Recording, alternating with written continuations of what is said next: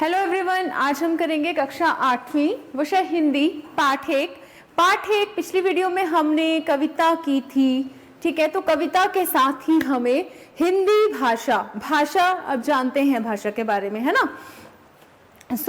हमारा जो पाठ है वो है वीरों का कैसा हो वसंत, और हमारा उसके साथ जो व्याकरण का भाग जुड़ा हुआ है, भाषा की उत्पत्ति, हिंदी भाषा की उत्पत्ति और उसकी विशेषताएं, राजभाषा राष्ट्रभाषा में अंतर। तो ये सब इकट्ठा ही बताया है इसमें। तो हम इसको शुरू कर रहे हैं।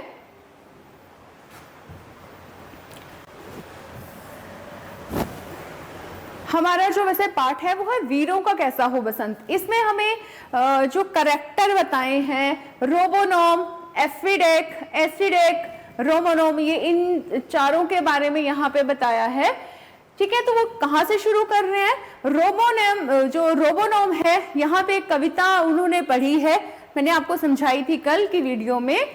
तो उस कविता के बारे में वो बात कर रहे हैं कि तुम्हें ये कविता समझ में आई? तो एफिडेक कह रहे हैं हाँ रोबोनोम, इस कविता की भाषा इतनी सरल और स्पष्ट है कि कविता और उसका भाव सहज ही समझ में आ जाता है। सहज होता है, आसानी से समझ में आ जाता है। फिर रोमोनोम बोल रहे हैं एफिडेक, जैसा कि तुम जानते हो किसी भी विषय को समझने के लिए भाषा बहुत जरूरी होती है। पिछली कक्षाओं में आपने भाषा और उसके रूप, उसके मानक के बारे में पढ़ा। अब आप भाषा की उत्पत्ति, विशेषताएं, राजभाषा राष्ट्रभाषा में अंतर, कंप्यूटर में हिंदी का प्रयोग के बारे में जानेंगे, परंतु पहले भाषा की अवधारणा को हम दोहराएंगे। अब हम कौन कौन से विषय आज करें, कौन कौन से जो उप विषय हैं, टॉपिक्स हैं हमारे? भाषा की उत्पत्ति, उसकी विशेषताएं, राजभाषा राष्ट्रभाषा में अंतर, ठीक है। तो सबसे पहले हम करते हैं बात भाषा की, ठीक है। अब जैसे मान लीजिए कोई छोटा बच्चा है, बिल्कुल छोटा बच्चा, वो बोल नहीं पाता है। जब उसको भूख लगती है तो वो कैसे बताता है ना। आप सभी ने देखा होगा, आप सभी ने सुना भी होगा, वो हमेशा फिर रोना शुरू कर देता है, तो वो रोकर अपनी बात दूसरे तक पहुंचाता है, ठीक है। तो भाषा है क्या? भाषा जो है वह साधन है जिसके द्वारा हम अपनी बात या मन की जो विचार है वो दूसरों तक बोलकर या लिखकर प्रकट करते हैं, ठीक है। और दूसरों की बात सुनकर या पढ़कर हम उसको समझ पाते हैं कि वो क्या कहना चाह रहा है। तो भाषा वह साधन है, ठीक है। अब छोटा बच्चे की मैंने आपको बात की, उसी प्रकार से अगर हम बात करें तो जो पशु होते हैं वो किस तरह से अपनी बात एक दूसरे को समझाते हैं, ठीक है। तो पशु मूक भाषा में बात करते हैं। मूक जो बोल नहीं सकते तो वो कौन सी भाषा का प्रयोग करते हैं? वो सांकेतिक भाषा का प्रयोग करते हैं, ठीक है। तो भाषा की अगर हम बात करें तो भाषा के दो रूप होते हैं। एक रूप होता है लिखित, ठीक है, जैसा कि ये है, मैं आपको लिखकर बता रही हूं, ठीक है। और दूसरा मौखिक, जैसा कि मैं बोल रही हूं, ठीक है। और तीसरा होता है सांकेतिक भाषा, जो कि अन्य रूप माना जाता है। सांकेतिक भाषा कौन सी होती है? इशारों से बात करना, क्लियर। तो हम बात कर रहे हैं भाषा की। भाषा के स्पष्ट ना होने के कारण हम बात का अर्थ ठीक से नहीं समझ पाते हैं। अगर भाषा जो है वो स्पष्ट नहीं होगी तो हम उसको अच्छे से, उस बात का अर्थ नहीं समझ पाएंगे। इसलिए कभी बोलकर तो कभी आपस में इशारे कर कर हम एक दूसरे तक अपनी बात पहुंचाते हैं। यदि हम अपनी बातें केवल संकेत के माध्यम से व्यक्त करते हैं तो हमारे मन की बात स्पष्ट रूप से दूसरों तक नहीं पहुंच पाती है। हम अपनी बात दूसरों तक भाषा के माध्यम से व्यक्त करते हैं। अब देखिए, अगर हम अपनी भाषा जो है, अपनी बात जो है वो दूसरों तक हम अगर संकेतों के द्वारा बताएंगे तो हम हर बात को सांकेतिक रूप से नहीं बता सकते हैं, है ना। हर बात को इशारों से नहीं बता सकते हैं। तो अपनी बात को दूसरों तक पहुंचाने के लिए हमें क्या करना पड़ता है? हमें भाषा का प्रयोग करना पड़ता है। भाषा वह साधन है जिसके द्वारा हम अपनी बात दूसरों तक बोलकर, लिखकर प्रकट करते हैं या दूसरों की बात सुनकर या पढ़कर समझते हैं। रोबोनॉम आगे बोल रहा है, परंतु क्या आपको पता है जो भाषा हम बोलते या लिखते हैं उसकी उत्पत्ति कैसे हुई? भाषा की उत्पत्ति के बारे में विस्तार से आगे बढ़ते हैं, लेकिन यहाँ पे रोबोनॉम जो है उसको वो पूछ रहा है कि क्या आप जानते हैं कि जो भाषा है ना, हिंदी भाषा, उसकी उत्पत्ति कैसे हुई है, वो किस तरह से हमारे में आई है। तो भाषा की उत्पत्ति जो है वो भाषा शब्द भाष धातु से बना है। भाष का अर्थ होता है बोलना या सुनना, ठीक है। तो भाषा के द्वारा मनुष्य अपने विचार दूसरों के समक्ष व्यक्त कर सकता है। भाषा के द्वारा मनुष्य क्या कर सकता है? जो हमारे विचार हैं उसको दूसरों के सामने व्यक्त कर सकता है या दूसरों के विचार को समझ सकता है, ठीक है। सो इसे अभिव्यक्त करने के विभिन्न तरीके हैं, इसको हमें बताने के विभिन्न तरीके हैं। कोई बोलकर अपनी बात को दूसरों तक बताता है, कोई लिखकर, तो कोई संकेतों के माध्यम से अपने विचारों को अभिव्यक्त करता है।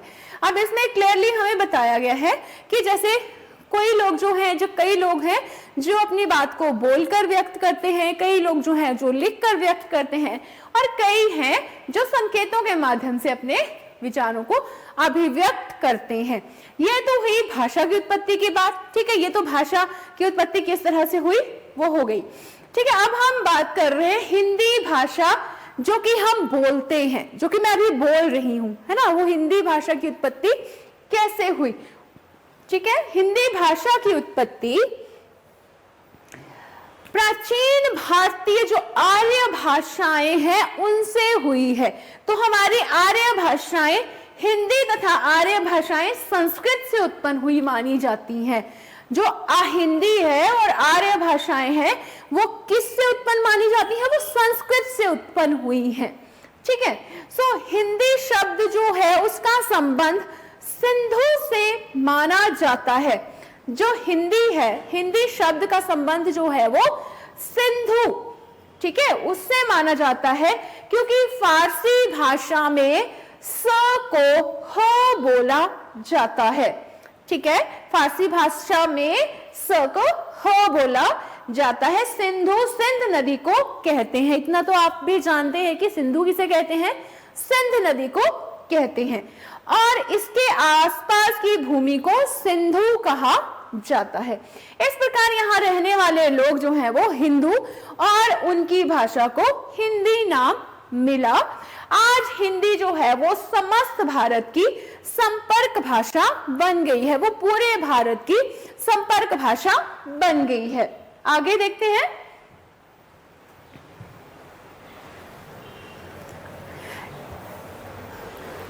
नेक्स्ट हमारा जो विषय है, उपविषय भाषा की विशेषताएं। भाषा की विशेषताओं की अगर हम बात करें तो भाषा का संबंध व्यक्ति, समाज या प्रदेश से होता है, ठीक है। तो भाषा का संबंध किससे होता है? समाज से होता है, व्यक्ति से होता है, और जो प्रदेश है उससे होता है। भाषा की आवश्यकता हमें कदम कदम पर होती है ना, हर कदम पर हमें भाषा की आवश्यकता होती है। भाषा की विशेषताओं को निम्न बिंदुओं के अंतर्गत समझा जा सकता है। ये जो भाषा की विशेषताएं आपको बताई गई हैं, इन से हमें बिल्कुल समझ आ जाएगा, क्लियर हो जाएगा। तो सबसे पहले है भाषा की क्षेत्रगत विशेषता। जो क्षेत्र में विशेषता है कि भौगोलिक दृष्टि से अगर देखा जाए तो आसपास के क्षेत्रों में बोली जाने वाली भाषाओं में समानता पाई जाती है। अगर हम भौगोलिक दृष्टि से देखें ना, तो हमारे जो आसपास के जो क्षेत्र हैं, जो आसपास के क्षेत्र होते हैं, उसमें बोली जाने वाली भाषाएं जो रहती हैं, जो वहां पे भाषाएं बोली जाती हैं, वो समान होती हैं, उसमें समानता पाई जाती है।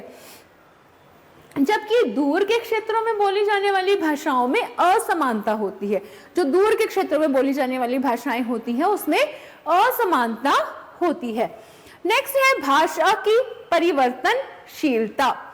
तो भाषा की परिवर्तनशीलता, भाषा जो है वो कभी भी स्थिर नहीं होती, ठीक है। भाषा जो है वो स्थिर नहीं रहती, उसमें निरंतर परिवर्तन होते रहते हैं, उसमें लगातार परिवर्तन होते रहते हैं। भाषा पर स्थान, जलवायु, सभ्यता का बहुत ज्यादा प्रभाव पड़ता है ना, स्थान के जब किसी दूसरे स्थान पर जाएंगे तो भाषा बदल जाती है, ठीक है। तो भाषा पर स्थान, जलवायु और सभ्यता का बहुत ज्यादा प्रभाव पड़ता है। आज के युग में प्रत्येक भाषा में कई भाषाओं का मिश्रण पाया जाता है, जैसे कि हिंदी भाषा में अंग्रेजी, संस्कृत, फारसी, उर्दू आदि भाषाओं का प्रयोग धड़ल्ले से किया जाता है। जैसे हम हिंदी बोल रहे हैं तो बिल्कुल शुद्ध हिंदी में बात नहीं होती है, या हम इंग्लिश बोल रहे हैं तो उसमें हिंदी का प्रयोग होता है, या हिंदी में हम संस्कृत का प्रयोग करते हैं, फारसी का प्रयोग करते हैं। तो इन भाषाओं का प्रयोग जो है वो बिल्कुल धड़ल्ले से किया जा रहा है, बहुत ज्यादा हो रहा है, ठीक है। हमारी नेक्स्ट विशेषता है भाषा की ध्वनिगत विशेषता। तो भाषा के माध्यम से हम अपनी जो भावनाओं को भी व्यक्त कर सकते हैं, है ना। भाषा के द्वारा ही तो हम अपने जो मन की भावनाएं हैं उनको प्रकट करते हैं, अभिव्यक्त करते हैं। ध्वनि जो है वो भाषा का आधार होती है। कोई भी सार्थक भाषा वाक्यों से बनती है और वाक्य शब्दों से बनते हैं। अब सार्थक का मतलब होता है जिसका कोई अर्थ निकलता है। अगर जैसे मैंने बोल दिया कि किताब, तो वो एक सार्थक है ना शब्द होगा, ठीक है। अगर मैंने बोला कि बताकी, तो वो एक निरर्थक, उसका कोई अर्थ नहीं होगा। तो सार्थक भाषा वाक्यों से बनती है, और वाक्य किससे बनते हैं? शब्दों से बनते हैं। और प्रत्येक शब्द एक सार्थक ध्वनि होता है। जो प्रत्येक शब्द होता है वो एक सार्थक शब्द ध्वनि होता है, जो कई मूल ध्वनियों को आपस में जोड़ देता है। क्लियर? आगे है भाषा की सामाजिक विशेषता। तो भाषा की सामाजिक विशेषता जो है, भाषा एक सामाजिक वस्तु है। समाज में रहते हुए मनुष्य को अपनी बात दूसरों तक पहुंचाने की आवश्यकता होती है। अब हम भाई समाज में रह रहे हैं, तो है ना, हम अकेले तो यहाँ पे नहीं अपना कार्य कर सकते हैं। हमें दूसरों से वार्तालाप करना पड़ता है, हमें दूसरों से बातचीत करनी पड़ती है। अब दूसरों तक हमें अपनी जो बात है वो पहुंचाने के लिए किसका प्रयोग करना पड़ता है? भाषा का प्रयोग करना पड़ता है, क्योंकि उसकी जो परिभाषा है वो वही है कि भाषा वह साधन है जिसके द्वारा हम अपने मन के भावों को दूसरों तक प्रकट करते हैं, या मन के विचारों को दूसरों तक प्रकट करते हैं। उसी प्रकार से यहाँ पे बताया गया है कि समाज में रहते हुए मनुष्य अपनी बात को दूसरों तक पहुंचाने की आवश्यकता रहती है, और मनुष्य भाषा द्वारा ही समाज में जुड़ता है। अब हम आपस में कैसे जुड़ते हैं? भाषा के द्वारा, है ना। तो भाषा पर सामाजिक परिवेश का गहन प्रभाव पड़ता है। गहन होता है, गहरा प्रभाव पड़ता है, ठीक है। फिर आगे देखिए, ये कुछ जो करेक्टर्स हैं हमारे पाठ में, तो वो करेक्टर आपस में बात कर रहे हैं कि रोबोरोम, आप जानते हैं भारत में विभिन्न धर्मों को मानने वाले लोग रहते हैं, यहाँ विभिन्न भाषाएं भी बोली जाती हैं, ठीक है। आपस में बात कर रहे हैं वो, ठीक है। रोबोरोम बोल रहे हैं कि क्या आप जानते हैं कि विभिन्न धर्मों को मानने वाले जो लोग यहाँ पे रहते हैं वो विभिन्न भाषाओं का प्रयोग भी करते हैं, ठीक है। अब अलग अलग, अगर यहाँ पे अलग धर्मों के लोग रहते हैं तो वो भाषाएं भी तो अलग बोली जाती हैं उनकी, परंतु क्या आपको पता है कि भारतीय संविधान में कितनी भाषाओं को मान्यता प्राप्त हुई है? तो हम देखते हैं भारतीय संविधान में कितनी भाषाओं को मान्यता प्राप्त हुई है। भारतीय संविधान में मान्यता प्राप्त भाषाओं को हम संक्षेप में एक बार दोहराते हैं। भारतीय संविधान में जो सम्मिलित भाषाएं हैं, भारतीय संविधान में सम्मिलित 22 भाषाएं जो हैं उनको मान्यता प्रदान की गई है। जो 22 ठीक है, 22 भाषाएं हैं उनको मान्यता प्रदान की गई है। इन सभी भाषाओं में हिंदी एक ऐसी भाषा है जिसे राष्ट्रभाषा और राजभाषा, एक हिंदी जो है वो एक ऐसी भाषा है जिसे राजभाषा और राष्ट्रभाषा दोनों का स्थान प्राप्त है। भारतीय संविधान में जो भाषाएं सम्मिलित हैं वो इस प्रकार से हैं, वो आगे देखिए।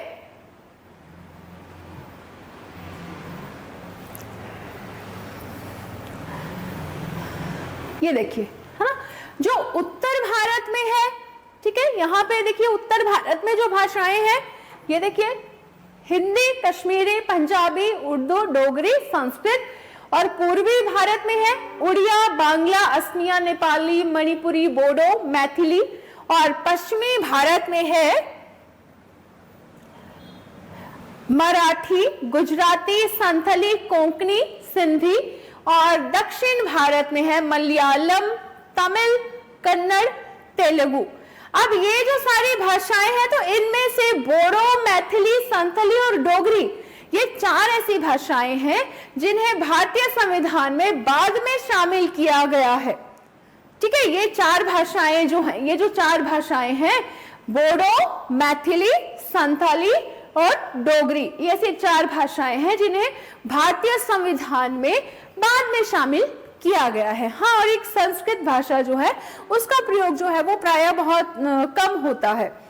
ठीक है, सो आगे हम बात करते हैं कि ऐसे राज्य, ठीक है, जिनमें इन किन किन भाषाओं का प्रयोग किया जाता है। ये इस तरफ देखिए, ये राज्य हैं और ये भाषाएं हैं, ये राज्य हैं, ये भाषाएं हैं। तो कौन से राज्य में कौन सी भाषा का प्रयोग किया जाता है? जैसे हिमाचल प्रदेश, दिल्ली, हरियाणा, उत्तराखंड, उत्तर प्रदेश, राजस्थान, मध्य प्रदेश, छत्तीसगढ़, बिहार, झारखंड, इसमें कौन सी भाषा का प्रयोग किया जाता है? इनमें हिंदी भाषा का प्रयोग किया जाता है। ठीक है, आगे उत्तर प्रदेश और दिल्ली में उर्दू का भी प्रयोग किया जाता है। झारखंड, असम, बिहार, उड़ीसा, त्रिपुरा, पश्चिम बंगाल में संथाली भाषा का प्रयोग किया जाता है। हिमाचल प्रदेश में डोगरी, सिक्किम, अरुणाचल प्रदेश नेपाली, असम में असमिया। जैसे महाराष्ट्र राज्य में मराठी का प्रयोग किया जाता है। कर्नाटक, कन्नड़, बिहार, मैथिली, उड़ीसा, ओडिया, गोवा, कोंकणी, आंध्र प्रदेश, तेलुगु, तमिलनाडु, तमिल, मणिपुर, मणिपुरी,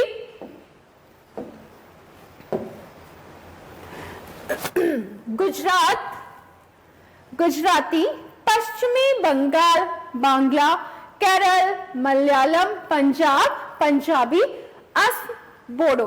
तो ये कुछ राज्य हैं जिनमें इन भाषाओं का प्रयोग किया जाता है, जो कि आपने यहाँ पे देखा है, आपकी किताबों में भी है, ये आप बुक्स में देख सकते हैं। ठीक है, आगे हम देख रहे हैं राजभाषा हिंदी का क्षेत्र। ठीक है, तो राजभाषा हिंदी का जो क्षेत्र है उसके बारे में बात करें कि भारत में हिंदी बोलने तथा समझने वालों की संख्या 70% से भी अधिक है, मतलब 70% से ज्यादा है। हिंदी का क्षेत्र भारत तक ही सीमित नहीं है। जो हिंदी है, ठीक है, उसका क्षेत्र जो है वो बिल्कुल भारत तक सीमित नहीं है, तो वो बहुत अन्य देशों में भी वो उसका, अन्य स्थानों पर भी उसका प्रयोग किया जाता है। तो इसको ध्यान से विस्तार से पढ़िए। भारत में बोली जाने वाली भाषाओं में सबसे अधिक बोली और समझी जाती है वो है हिंदी। तो ऐसी भाषाओं में मैंने अभी आपको बोला कि एक हिंदी है जो राजभाषा और राष्ट्रभाषा दोनों का उसको दर्जा प्राप्त है। तो भारत में बोली जाने वाली भाषाओं में हिंदी सबसे अधिक बोली और समझी जाती है। इसलिए भारतीय संविधान के अंतर्गत 14 सितंबर 1949 को इसे राष्ट्रभाषा का दर्जा दिया गया। प्रत्येक वर्ष 14 सितंबर को हिंदी दिवस मनाया जाता है। ठीक है, तो प्रत्येक वर्ष आपको पता है 14 सितंबर को हिंदी दिवस मनाया जाता है। और इसे कब दर्जा मिला था राजभाषा का? 14 सितंबर 1949। आगे देखिए, हिंदी का क्षेत्र दिन प्रतिदिन व्यापक होता जा रहा है। व्यापक मीन्स कि बढ़ता जा रहा है। आज हिंदी भाषा केवल भारत में ही नहीं अपितु विश्व के अनेक देशों में भी बोली जाती है। अब हिंदी भाषा सिर्फ ऐसा नहीं कि भारत में ही बोली जाती है, वो विश्व में अनेक देशों में बोली जाती है। आगे देखिए, Fiji, Mauritius, Guyana, Suriname, Nepal आदि विभिन्न देशों में हिंदी का प्रचार प्रसार जो है वो हो रहा है। इन देशों की लगभग 50% आबादी जो है वो हिंदी बोलती है और हिंदी समझती भी है। अन्य विकसित देशों में हिंदी का विकास हो रहा है। जो अन्य देश हैं, विकसित देश हैं, उनमें भी क्या हो रहा है? हिंदी का विकास होता जा रहा है। हिंदी विश्व के 150 से भी अधिक विश्वविद्यालय में पढ़ाई जाती है। जो हिंदी है वो विश्व के 150 से अधिक विश्वविद्यालय हैं जहां पे इसको पढ़ाया जाता है। प्रत्येक वर्ष विदेशों से भारी संख्या में विदेशी नागरिक जो है वो हिंदी सीखने आते हैं। आगे हिंदी दिल्ली, उत्तर प्रदेश, मध्य प्रदेश, राजस्थान, बिहार, हिमाचल प्रदेश, हरियाणा आदि राज्यों की राजभाषा भी है। ये ध्यान से देखेंगे, हिंदी जो है वो दिल्ली, उत्तर प्रदेश, मध्य प्रदेश, राजस्थान, बिहार, हिमाचल प्रदेश, हरियाणा आदि राज्यों की राजभाषा भी है। उसके बाद हमारा दूसरा उपविषय है राजभाषा और राष्ट्रभाषा में अंतर। तो राजभाषा और राष्ट्रभाषा में अंतर, जैसा आप जानते हैं हिंदी को राजभाषा और राष्ट्रभाषा दोनों का दर्जा प्राप्त है। भारतीय संविधान में हिंदी को मिलाकर 22 भाषाओं को राजभाषा के रूप में स्वीकार किया गया है। हिंदी को मिलाकर 22 भाषाओं को, ठीक है, इसको याद रखना है आपने कि कितनी भाषाओं को, 22 भाषाओं को। तो राजभाषा और राष्ट्रभाषा में अंतर देखिए, राजभाषा वह भाषा होती है जो प्रशासनिक कार्यालयों में प्रयोग की जाती है, और राष्ट्रभाषा वह भाषा होती है जो देश में सार्वजनिक रूप से अधिकांश मतलब बहुत सारे लोगों के द्वारा बोली जाती है। आगे देखिए, राजभाषा का प्रयोग सीमित क्षेत्रों मतलब कुछ क्षेत्रों में, जैसे सरकारी कार्यालय, सार्वजनिक क्षेत्र या व्यावसायिक प्रतिष्ठानों आदि के कामकाज में किया जाता है राजभाषा का प्रयोग। और राष्ट्रभाषा का प्रयोग विस्तृत क्षेत्र में होता है। विस्तृत होता है बहुत बड़ा, इससे जनसाधारण का भावात्मक लगाव होता है। राजभाषा की अभिव्यक्ति सीमित विषयों जैसे विधि, प्रशासन आदि में रूढ़ तरीके से होती है। अब राजभाषा की बात करें तो इसकी अभिव्यक्ति जो है वो सीमित विषय, ठीक है, जैसे विधि, प्रशासन आदि में रूढ़ तरीके से प्रयोग की जाती है। और राष्ट्रभाषा का बात करें तो राष्ट्रभाषा का संबंध जो है वो जीवन के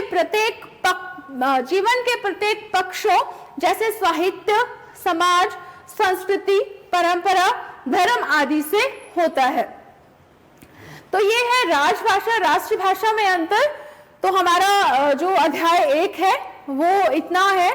उसमें कविता जो है, जो हम पिछले वीडियो में देख चुके हैं कविता, ठीक है, वीरों का कैसा हो बसंत, और ये था उसका व्याकरण भाग जिसमें हिंदी भाषा की उत्पत्ति, ठीक है, और भाषा की उत्पत्ति, हिंदी भाषा की उत्पत्ति, राजभाषा के बारे में कितनी भाषाओं को संविधान में सम्मिलित किया गया है, और राजभाषा और राष्ट्रभाषा में अंतर, ठीक है। Thank you.